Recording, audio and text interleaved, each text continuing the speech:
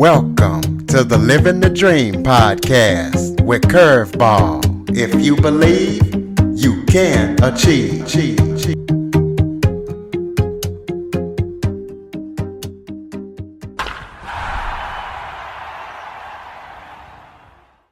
Welcome to the Living the Dream with Curveball podcast, a show where I interview guests that teach, motivate, and inspire. Today, I am joined by podcast host, best-selling author, and TV consultant, Patrick O'Donnell. Patrick spent 25 years as a patrol sergeant with the Milwaukee Police Department, so we're going to be talking to him about his story and about everything that he's up to. So, Patrick, thank you so much for joining me today. Well, thank you for having me on your show. Why don't you start off by telling everybody a little bit about yourself? Okay, my name is Patrick O'Donnell. I live in the frozen tundra, also known as Wisconsin, where actually today we're super lucky. It's almost 50 degrees out. It's incredibly unseasonably warm. So myself and my dog that doesn't have a whole lot of hair are very happy right now. Uh, I was born on the south side of Chicago, and both my parents are Irish immigrants, strong believers in the American dream. They both came over to this country with literally nothing and accomplished some amazing stuff.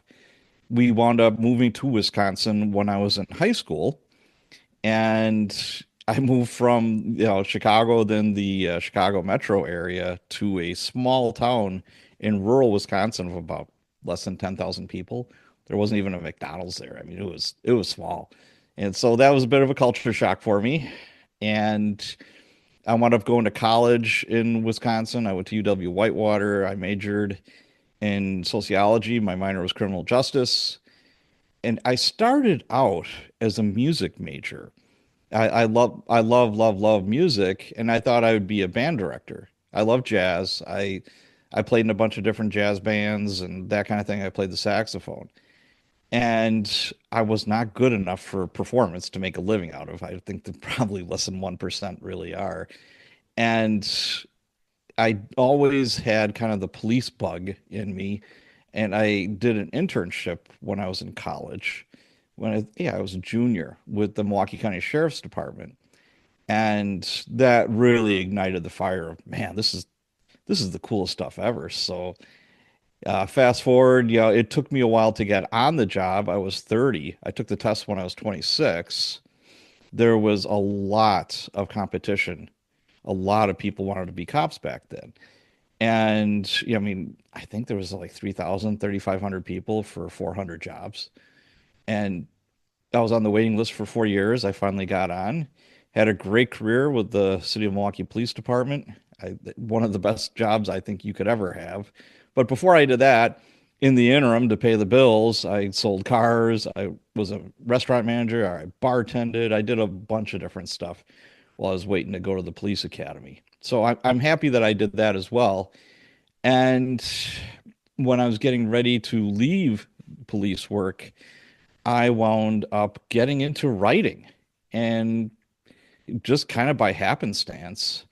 And it seemed like, well, now there's a market for my knowledge for writers, and I was pretty well plugged into the writing community. So one thing morphed into another, and I'm on TV, I'm writing books, I have my own podcast, and I'm a guest on podcasts like yours. So yeah, I couldn't be happier. So, talk about some of the most intense moments that you experience as a big city cop. Boy, there's been so many. And sometimes you feel like it's an out of body experience. You're like, is this really happening? A couple that come to mind, I'll give you two. One in my patrol days as a cop, and one as a boss on the street. And I was a cop in one of the city's most busy areas, one of the most violent areas, one of the poorest areas of the city, probably the country. And I worked midnight to 8 for 13 years. And I worked for 7 p.m. to 3 a.m. for 4 years, and I finished my career on day shift. But I was working midnight to 8. I was by myself, which is uncharacteristic, back then, I started in 1995, and I probably had about 3 or 4 years on the job. I was working midnight to 8. I was by myself. I had a regular partner, but I believe, I don't know, she had something going on with her kids or she took off that night. So I was riding solo, and it was 7 o'clock in the morning. It was a super busy night, and you just want to go home. It's like, oh, I just want this shift to be over with. And what happened was we get a call for shots fired. And it was an area of our district that wasn't the best, but certainly was not the worst, you know, as far as violent crime goes. And, the dispatcher is like, yeah, my board is lighting up like a Christmas tree. There's a bunch of people saying there's a guy hanging out a second story window with a rifle shooting this rifle, just like in all different directions. So I'm like, okay. So they call me and they call one other one man car, and that's all that was available. And our boss, the patrol sergeant, was clear on the other side of the district. He got me on a side channel. He's like, it's going to be a while, to let me know what's going on. I'm like, yeah, sure thing. So I get a hold of the other cop that's going with me, and you want to coordinate this as safe as possible. When I hear long gun, they they definitely have an advantage over you. And also, if it's from a second story window, there's another advantage. They have the high ground. So you're going to do your best to enter the situation as covertly as possible. So your lights and sirens are not going to be blaring, nothing like that. And you're going to walk up to the scene and, like I said, utilize cover and concealment, all the stuff that you were trained with. And the other guy that I was walking up to this assignment with hated overtime. He was out the door at 8 o'clock no matter what.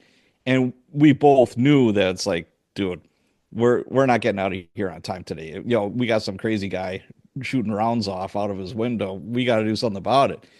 So I get him on a side channel and I'm like, yo, Wojo, and where are you going to park? He's like a block away. I'm like, good. I'll come in from the other angle. Let's posse up here and let's do this right. Now this is before cell phones. So we're doing this on a channel that is not like the main channel. So it's more or less just the two of us talking. So I get there, I park about a block and a half, almost 2 blocks away. I grab the shotgun and I'm going very slowly, methodically, and I see the front of this building. It's a 4 unit apartment house. And the window's open, and exactly where these callers were saying that this guy had a rifle that he's shooting rounds out at. And I look, and Wojo parks his squad car in front of the house. And I'm like, oh my God, that is the absolute worst place to be. You're asking for trouble. So my heart rate's going up already, and I'm trying to get Wojo on the radio, and he isn't answering his radio. So I'm like, oh my God, is he shot? Is something happened to him? So now things intensify because I'm like, okay, not only is there a guy with a rifle that might shoot me, my partner for the day here may not be around. I don't know what's going on with him. He might be hurt. He might be dead. I don't know. So I get up there. I go quicker than I probably should. And I carefully walk up the stairs and I can hear his voice. So there was a moment of, great relief that he's okay. And I could tell that something is wrong. He wasn't talking like his normal self. And he's like, sir, put down the gun. Please put down the gun. And he's got his gun out as I breach the corner. I go in this apartment and I'll never forget. I can see the layout in my mind. And what it was is, it's just a 1 bedroom apartment. The bedroom door was open. Wojo was in the kitchen by the door with his gun out, talking to somebody in there. And he looked at me and he gave me a look of, man, this ain't cool. This is not good. So I peek around the corner and I take a look, and there's a guy just sweating profusely, just wearing his boxers, laying on a bed, and he had a rifle to a 6-year-old boy's head that was laying next to him. And I'm like, oh shit, this is not good. And I have a shotgun.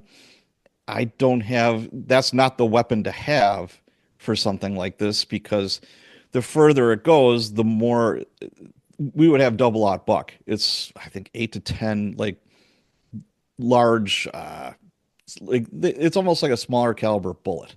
And the longer it has to travel, the more it spreads out. So it's not a weapon for precise shooting. And I'm thinking to myself, okay, and it didn't have a sling. So now I've got this big shotgun, and I'm like, okay, now it's more of a hindrance than a help. And this poor kid is just quivering. I felt so bad for him. And this guy has the barrel of the rifle to the kid's head. And I'm like, oh my God. But his finger was not on the trigger. And, you know, I, I kind of ease back and I get on the air. I'm whispering now to the dispatcher. I tell her exactly what we have. Well, now the cavalry's coming. The SWAT team is going to be there, negotiators. Yeah, I mean, you're going to have pitch some tents because the circus is going to be there. I mean, it's that's going to be a huge deal. And if he puts his finger on the trigger, we're going to have to take him out. And it's not ideal situation. You know, it's not a super clear shot, but we're going to have to do something. So all kinds of stuff is running through my head. And then finally, my partner, Wojo, is like, you know what, dude? He said, this is some real, I don't know if I could swear on this podcast or not, but I won't. And he used some colorful adjectives.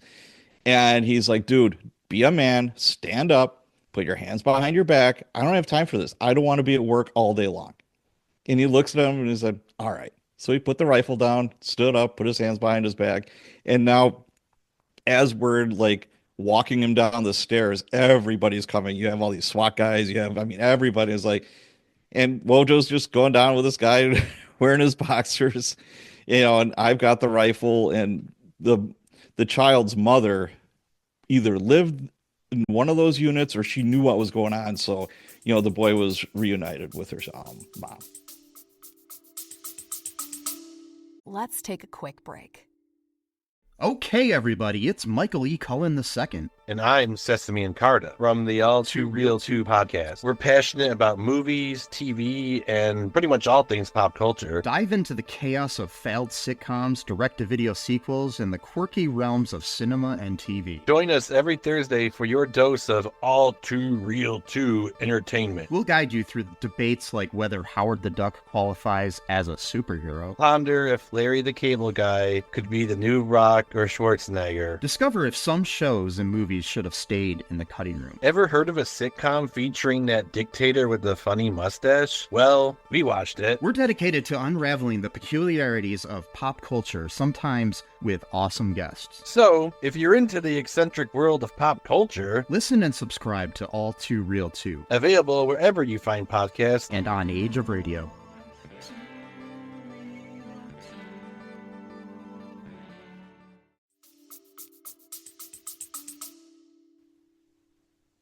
Okay, well, I'm glad that worked out.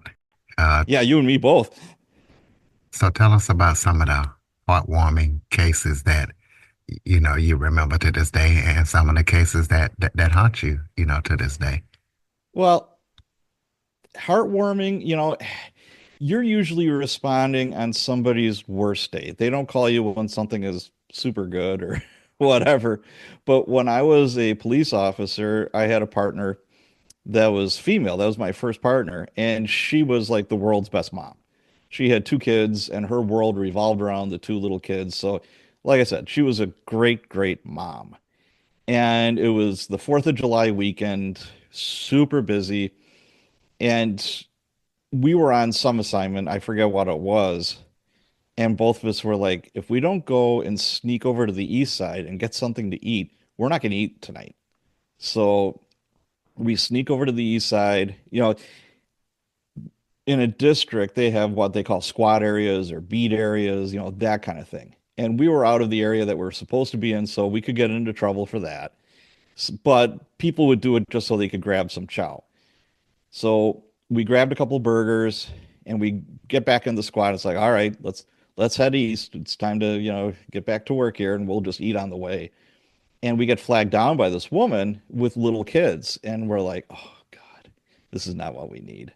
Because the dispatcher thinks we're on another call, like clear across the other part of the district. And, you know, the dispatcher is like, hey, squad 55, how much longer? And I'm like, oh, maybe, you know, 10, 15 minutes. It looks good.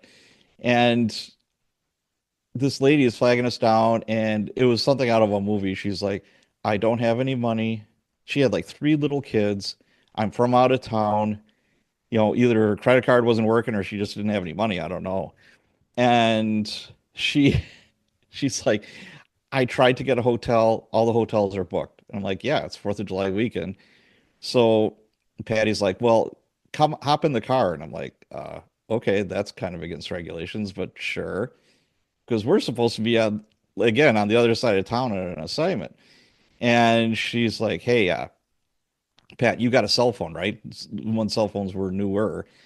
And I'm like, yeah. She said, start calling around, see if there's any hotels that are open. I said, it's 4th of July weekend. We're not going to get any. She said, just do it. So I'm like, fine. So I found one in a suburb north of Milwaukee. And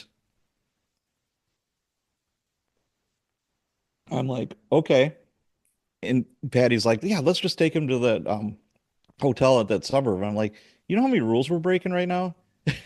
If our boss finds out that we're doing this, if we get into an accident, if we get flagged down for something else, I mean, we're going to be suspended. We're going to take days. And she said, come on, Pat, have a heart, have a heart. And I'm like, fine. So she's got this little kid bouncing on her knee and in the front seat and whatever, but we kind of saved the day for that one. So we found a hotel, probably gave her a couple of bucks and went on about our business for the rest of the night. Well, I know that police are known for their humor, so tell us some cop humor. Some humor. Oh my God. There's so many. I worked with people that could have been stand-up comics. There is no doubt about it. So a couple of things that jump out into my head is, and we were just talking about this a couple of days. I was at a reunion of the district and the shift that I used to work at. And there was a sergeant, Sergeant Byer, God rest his soul. He was the one of the funniest guys I've ever known. And we do roll call at the beginning of a shift. So, the shift starts at midnight. It's just like what you see on TV. You have a bunch of cops. They're all, piling in, and you kind of give them the lowdown, what's going on in the city, major crimes, et cetera, et cetera. And everybody gets a hot car sheet with all the stolen license, the plates of all the stolen cars in the city, et cetera, et cetera. And a bulletin with the major crimes that occurred in the last 24 hours. And the roll call sergeant makes sure everybody has that. They do an inspection, et cetera, et cetera. Well, one of our younger cops, he was probably like 22, 23 years old, just broke up with his girlfriend and he thought he would try internet dating. So Sergeant Byer found his profile. So he's given roll call and he's like, okay, everybody, what's your favorite color? And everyone's trying not to laugh. And it's like, hey, what do you like doing most on a lazy Sunday afternoon? And he's reading this cop's like Tinder or whatever the dating app was. And then this went on for like 2 or 3 nights. And then finally he attached this poor copper's internet dating profile with the picture on the back of the hot car sheets. And he gave them to everybody except for obviously that one cop. And then finally he figured out, he's like, oh, Sarge, that's just mean. And I'm like, oh my God, we were just dying. Okay, so you're a podcast host, so tell the listeners about your podcast and where we can listen to it and what we can expect when we listen to it. All right. I have the Cops and Writers podcast, and that started just kind of as a lark. I started that podcast because I was booking myself as a guest on podcasts to promote a couple of books that I just had written, the Cops and Writers books. And I thought to myself, well, you know what? I enjoy being behind the mic. And I thought to myself, I could do this. I'm being interviewed by other people. I I could interview other people. So I started out, and like I said before, I didn't think it would really go anywhere. But boy, it's kind of exploded. So I'm interviewing fellow police officers, any state, federal, local, uh, all over the world. Actually, I've had police officers from Australia, Britain, all over. Canada. I just interviewed somebody from Canada actually. So I get their stories. And if anybody else has just a good story, I mean, I interviewed Jack Barsky. He was the creative consultant for the Americans. That was on, I think, Amazon Prime. He was a KGB agent during the Cold War in America. He was embedded in America.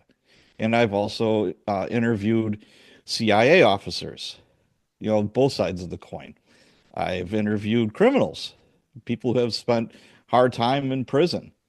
And, if you've got a good story, great. If you have a book, even better yet. So I get to have conversations with people I never would have before, and I think it's a blast. It's a lot of fun. Well, you're also a part of true documentaries, true crime documentaries. So tell us about how you got to be a part of that and which ones are you a part of? Well, it's funny you mentioned that because I just finished up with one in England. I unfortunately I didn't go to England. I wanted to, but with with everything being done virtual, what happened was, uh, and these opportunities came from me being on podcasts, most from me being the host. I was reached out by a producer over in England that said, "Hey, I like your voice. I think you could tell a story, and you have the law enforcement background." That was a story about Valerie Cincinnati. She was a New York City police officer that was involved in a murder for hire plot. She paid her boyfriend to go pay a hitman to kill her husband. So that was, a real juicy, twisted plot there. And I was also on Tubi TV, about 6 months ago, yeah, about 6 months, as Julian Simcoe. And this was a plot where she killed her husband. This is like, true crime stuff. She killed her husband, and it took the police and the DA 4 or 5 years to actually prosecute her. So she's running around being the merry widow, and she's going on cruises. She's got a new boyfriend. She's spending all the insurance money, and finally she got convicted. She went to trial and she got convicted. But I was a part of that TV show. Okay, well, tell us about your book. Tell us, what we can expect when we read it. Well, I have a bunch of books. The latest book that about an hour ago I was doing more edits on is called The Good Collar. And if you could imagine if Dexter, Death Wish, John Wick, and The Equalizer got together and had a baby, that's pretty much it. It's vigilante justice, where you have a police sergeant from Milwaukee. Him and his wife go out to have dinner. She announces that she's pregnant. They've been trying for a family forever. Everything's all rosy and great. They get jumped where she gets killed and he's almost killed. And what happens is, all the struggles that he goes through, post the attack. He becomes a raging alcoholic. The police chaplain tries to reel him in and help him out. But what he doesn't realize is the police chaplain is actually a serial killer like Dexter. He can walk around crime scenes with no problems. He rights all the wrongs. Somebody slips through the criminal justice system, he rights the wrongs. So this is fiction. It should be out in a couple of weeks, actually. It's called The Good Collar. But I have also written books for writers, specifically for writers, called Cops and Writers, to help them get their police facts straight. And I've also written some books under pen names and collaborations. So yeah, this is book number 10 for me. Okay. Well, what advice would you give for new authors out there, that are trying to increase their sales of their books? Boy, if you're a rookie, here's the thing. There's a couple of different ways. There's no right or how can I put it? There's no solid right or wrong way of doing this. A lot of it is, you know, a lot of it is just trial and error. Oh, sorry about that. But as far as, advice, here's my quick advice to new authors. Don't beat yourself over the head with, hey, I need a New York agent or whatever. You can do it yourself. Do it as good as you can. You have a good cover, have a good story, have a good clean manuscript as far as, mistakes, that kind of thing. If you want to improve, I would say start reading more in the genre that you're interested in writing. There's going to be tropes. It's hard for me to watch a TV show anymore or read a book without seeing, oh, okay, yeah, that's the hero's journey. That's, this is what this author is trying to come across. There's formulas for this, and you'll figure that out. Listen to podcasts, buy books, and you'll get it. But just so you know, your first novel probably will not be your best. But hey, it's a learning experience. Absolutely is. Tell us about any upcoming projects that you're working on that people need to be aware of.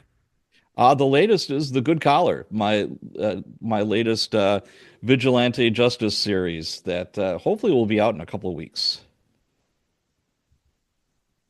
Okay, well, so everybody can keep up with everything that you're up to, throw out your contact info. Copsandwriters.com. Everything is on there. I also have a Facebook group, Cops and Writers, and that's mostly writers. And I also have law enforcement from all over the world. I have writers from all over the world. And that's, it's like, hey, would I need a search warrant for this? Or what would happen if my character did that? Or there's countries where there's highly restrictive gun laws where they can't go to a range and shoot a gun, and they're going to have questions about guns. So, we'll help them out with that. So either the Cops and Writers Facebook group, Cops and Writers website. Okay, we'll close this out with some final thoughts. Maybe if there was something I forgot to talk about that you would like to touch on, or any final thoughts you have for the listeners. Any final thoughts? Well, tell you what, like I said before, one of the things that attracted me to this podcast was, the curveball part.